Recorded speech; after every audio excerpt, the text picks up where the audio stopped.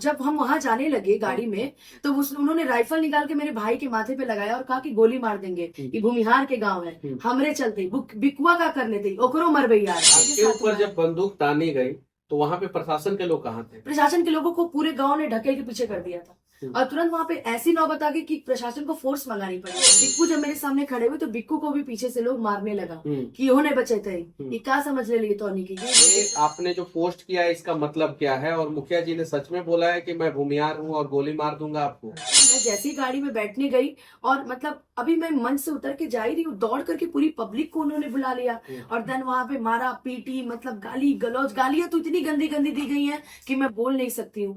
जब आपके साथ हंगामा हो रहा था, जी, आप यादव कम्युनिटी की हैं, आपको बचाने के लिए शिव कुमार बिक्कू जो भूमिहार कम्युनिटी के हैं वो आपके साथ खड़े थे, तो आप किसी जाति को टारगेट सोशल मीडिया के माध्यम से या वीडियो के माध्यम से मत कीजिए। नहीं, ये पहला ऐसा कार्यक्रम था जहाँ भूमिहार का रौब दिखा करके गोली मेरे माथे पे रखी गई थी। ये भूमिहार शब्द का यूज मुखिया जी के ही द्वारा मुझे तो बोला एक गया। अगर मुखिया जी के द्वारा जो है भूमिहार शब्द का यूज किया जाए तो पूरे भूमिहार समाज को टारगेट करने की क्या जरूरत है? टारगेट करने की कोई बात नहीं है। भोजपुरी इंडस्ट्री में अक्सर इस प्रकार का कंट्रोवर्सी होता है, बहुत सारे कलाकारों के साथ कंट्रोवर्सी होता है। ये क्या टीआरपी के लिए कंट्रोवर्सी कराया जाता है या सच में इस प्रकार का कंट्रोवर्सी हो जाता है? मुखिया ने मेरे कपड़े पकड़ने की कोशिश की, तब उसने किसी को पुश किया था कि अब पीछे हट जाओ, मतलब आगे मत आओ।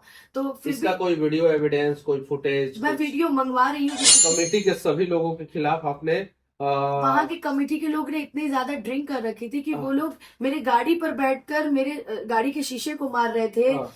ड्राइवर से लोगों ने चाबी छीनने की कोशिश की। इसके ऊपर SC/ST एक्ट भी हुआ है, कहा जा रहा है कि आपके गार्ड के द्वारा जो है किसी बच्चे को जो है वो मारा पीटा गया। एक आदमी था, काले कलर का था और व्हाइट कलर का उसने कुछ पहन रखा था, उसने आकर के मुझे मुंह पे मेरी गालियां दी, तो मैंने ऐसे पीछे पलट के देखा, बस मुझे ऐसे करके पुश किया तो पूरा मेरे माथे पे लगे और अब बिक्कू जी के नाक पे लगा। अभी तक प्रशासन के द्वारा क्या कार्रवाई किया गया? प्रशासन की तरह FIR दर्ज कर लिया गया है और वो जुटी हुई है इस मामले को जांच करने में कि क्या सही है क्या गलत है।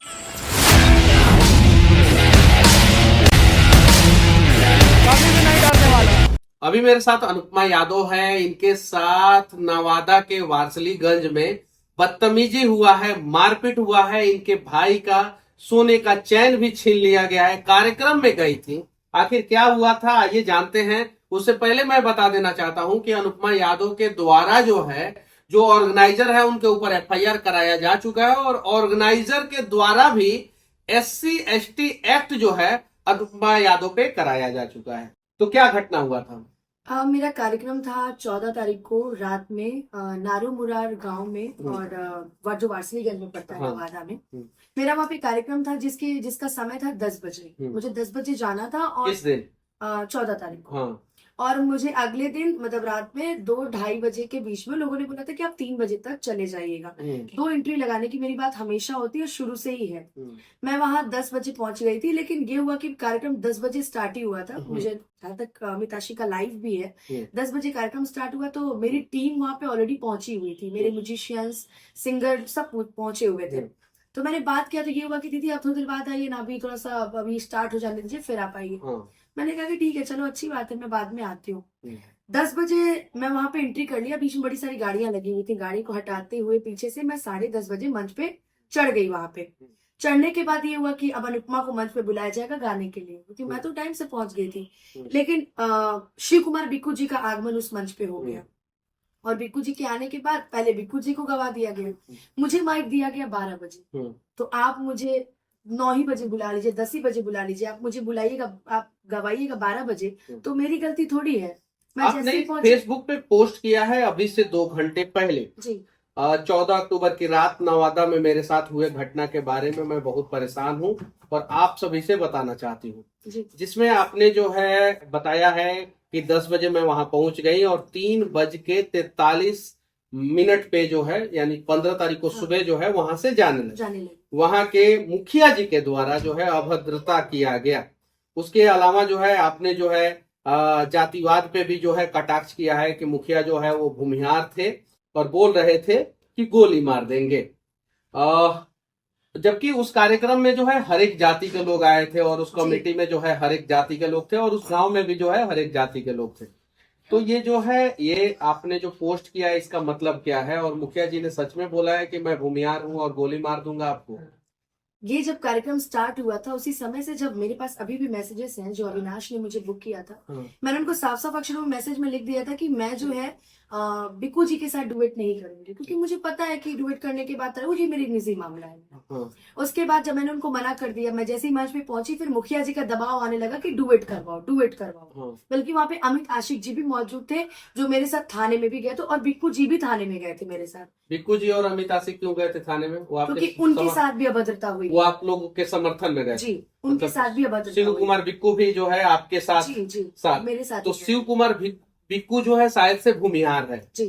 तो जब वो भूमिहार है और वो आपके साथ खड़े थे, शिव कुमार बिक्कू, जो शायद से कहा जाता है कि आपके जो है एक्स बॉयफ्रेंड, मतलब कि जिससे आपका ब्रेकअप हो चुका है, और वो शिव कुमार बिक्कू जिससे आपका ब्रेकअप हो गया है, उसके बावजूद शिव कुमार बिक्कू आपके साथ खड़े थे और वो भी भूमिहार थे। वो भी भूमिहार है। वो भी भूमिहार थे। तो फिर आप जो है ये भूमिहार शब्द का जिक्र सिर्फ मुखिया जी के लिए क्यों किया? मैंने मुखिया जी के लिए ये शब्द का इस्तेमाल इसलिए किया क्योंकि मेरे द्वारा जब मना कर दिया गया था कि मैं उनके साथ नहीं गाऊंगी, तो उन्होंने कहा कि कैसे नहीं गए थे, भूमिहार के नीचे दिखे थे गाँव में आके। अच्छा, एक भूमिहार आपको अपमानित कर रहा था, तो दूसरा भूमिहार जो आपका एक्स बॉयफ्रेंड था वो तो आपके साथ खड़ा था। मेरे साथ वो खड़े थे, और जब हम वहां जाने लगे गाड़ी में, तो उन्होंने राइफल निकाल के मेरे भाई के माथे पे लगाया और कहा कि गोली मार देंगे, ये भूमिहार के गांव है, हमरे चलते बिकुआ का कर लेते, ओकरो मर गई आज, ओकरो ने कोई बचे थे, तू का कह ली है तोरा, मतलब अपनी भाषा में। तो बिक्कू जब मेरे सामने खड़े हुए, तो बिक्कू को भी पीछे से लोग मारने लगा कि इन्होंने बचे थे, ये क्या समझ ले लिए तो की, ये वो दिस दैट फला चिल्ला, बहुत सारी चीजें बोली।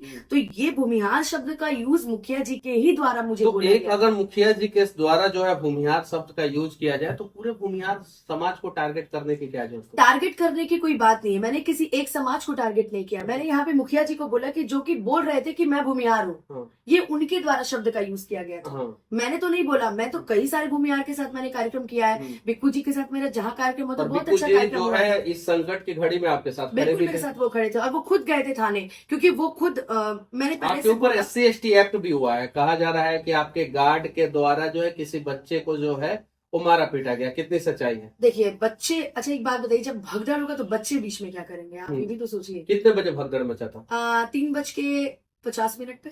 3:50 पे कार्यक्रम के लिए आपने पैसा भी चार्ज किया होगा? हाँ, कार्यक्रम के लिए मैंने पैसे लिए। कितना पैसा लिया? 1,40,000 रुपए सिंगल। आप कैश में ली थी या अकाउंट में ली थी? अकाउंट में लिया है मैंने। अकाउंट में जब कार्यक्रम के लिए आपने पैसा लिया, तो फिर कुछ आप लोगों के बीच में लेटर भी या कुछ बना होगा?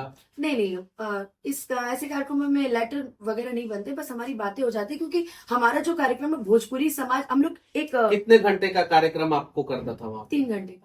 3 घंटे का। कितना घंटा कार्यक्रम आपने किया? मैं वहाँ 10:30 पहुंची, मुझे माइक मिला 12 बजे, 12 से 1, 1 से 2, आधे घंटे मैंने रेस्ट किया। उसके बाद फिर मैंने 2:30 बजे माइक लिया, जो कि मैं 3:30 बजे वहां से उतरी, और 3:43 में मंच से उतर गई हूँ। तो बल्कि बिक्कू जी मुझे पहले ही मंच पे बोल दिए थे कि अनुपमा 3:30 हो रहा है, अब आप जा सकते हो, फिर भी मैंने 10 मिनट एक्स्ट्रा वहां मंच पे। अच्छा, ओपन स्पेस में कार्यक्रम था या किसी घर के अंदर कार्यक्रम? नहीं, ओपन स्पेस में कार्यक्रम था। तो ओपन स्पेस में कार्यक्रम का परमिशन 11 बजे के बाद कैसे मिल गया? 11 बजे के बाद कार्यक्रम करने का परमिशन जो है वो एक गांव था, हाँ। और गांव के बाहर ही कार्यक्रम हो रहा था, जहाँ पे बहुत सारी भीड़ लगी हुई थी, किसी घर के अंदर वो कार्यक्रम नहीं था। हाँ। और वहाँ ऑलरेडी थाने के लोग वहाँ मौजूद थे, और थाने के लोग कम संख्या में मौजूद थे। थाने के लोग खुद मुझे बचाने के लिए आगे गए, बट उन्हें ढकेल दिया। मुखिया ने बोला कि तुम लोग पीछे रहो। और प्रशासन के द्वारा मुझे भी सुनने को मिला कि वो मुखिया सारे कलाकारों के साथ ऐसा ही व्यवहार करता है, और गोलू राजा जी के साथ भी ये हुआ था, पर मुझे नहीं पता था कि वही गांव है, मुझे नहीं बताया गया। गोलू राजा जी के साथ क्या हुआ था? उनके शायद भी मुझे ये बात सही है कि गलत, ये नहीं पता, लेकिन मुझे लोगों से पता चला कि उनके साथ भी वहां पे गलत व्यवहार किया गया था। ये वही मंच है जिस मंच में सोना सिंह को उल्टा पुल्टा बोला गया था, जहां तक मुझे सुनने में आया है। और नारो मुरार का ये वही मंच है जहाँ पे अभद्र व्यवहार किया गया था। जब आप बोल रहे हो कि आपका पैर का नाखून कैसे टूट गया? वो जब भगदड़ हो रहा था ना, तो उस पे किसी ने जब मुझे ढकेला पीछे की ओर, तो कोई मेरे पैर पे चढ़ गया, क्योंकि मैंने हील पहन रखा था, और कोई मेरे पैर पे चढ़ गया। मेरा पैर मुड़ भी गया था। तो उसके लिए प्रशासन ने एक्सरे करवाया, नाखून का वो करवाया, इंजेक्शन लगवाया गया मुझे। तो अभी तो खैर बेहोश भी हो गई थी आप? शायद मैं बेहोश हो गई थी। किसी ने पीछे से मारा, पता है? उसका चेहरा पता है? एक आदमी था, काले कलर का था और व्हाइट कलर का उसने कुछ पहन रखा था।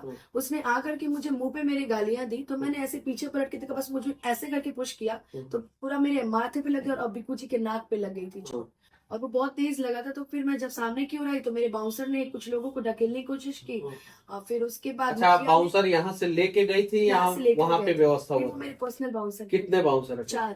4 पर्सनल बाउंसर है। तो चारों पर्सनल बाउंसर ने किसी के साथ धक्का मुक्की भी किया? नहीं, जब मुझे लोगों ने प्रताड़ित किया, जब मुखिया ने मेरे कपड़े पकड़ने की कोशिश की, तब उसने किसी को पुश किया था कि पीछे हट जाओ, मतलब आगे मत आओ।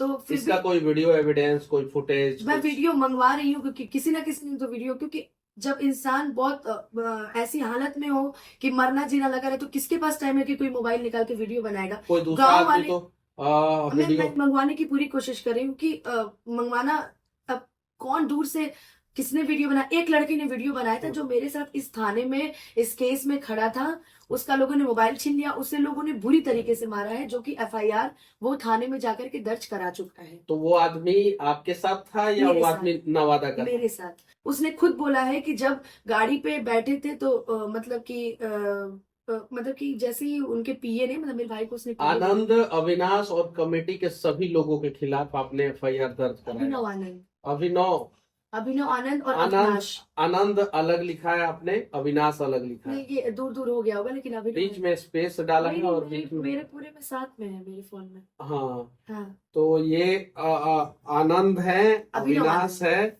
और कमेटी के सभी लोगों के खिलाफ आपने वहां की कमेटी के लोग ने इतनी ज्यादा ड्रिंक कर रखी थी कि वो लोग मेरे गाड़ी पर बैठकर मेरे गाड़ी के शीशे को मार रहे थे।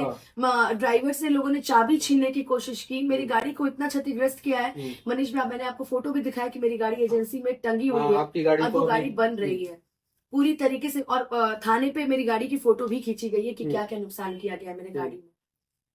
आपको नुकसान हुआ, आपके साथ लोगों को नुकसान हुआ, आपके भाई का जो है सोने का चैन छीन लिया गया, उसको मारा भी गया है, आपने एफआईआर भी दर्ज करा दिया है और कल एफआईआर दर्ज करा है। अभी तक प्रशासन के द्वारा क्या कार्रवाई किया गया? प्रशासन की तरह एफआईआर दर्ज कर लिया गया है और वो जुटी हुई है इस मामले को जांच करने में कि क्या सही है क्या गलत है, क्योंकि उनके द्वारा भी मेरे पे आरोप लगाया जा रहा है कि वो ऐसे कर रही थी, मंच पे गाना नहीं गा रही थी, प्यार मोहब्बत ये वो कर रही थी। तो जब मैंने शुरू में ही मना कर दिया था, मेरे पास एक मैसेज है तो स्क्रीनशॉट दिखाना, जब मैंने शुरू में मना कर दिया था कि मैं बिक्कू जी के साथ कार्यक्रम नहीं करूंगी, तो मुखिया जी के द्वारा माइक लेकर के बोलने की क्या जरूरत है कि ना दोनों साथ में गए थे, गाना पड़ेगा। वो वीडियो सब पोस्ट है, वायरल है वो वीडियो मंच का। और ये रही स्क्रीनशॉट जो ये उनसे बात हुई थी, जो यही अविनाश है जिन्होंने मेरा कार्यक्रम बुक करवाया था। हाँ, इसमें लिखा है सिंगल ही गाना है, सिंगल ही गाना है। और यहाँ पे भी इसमें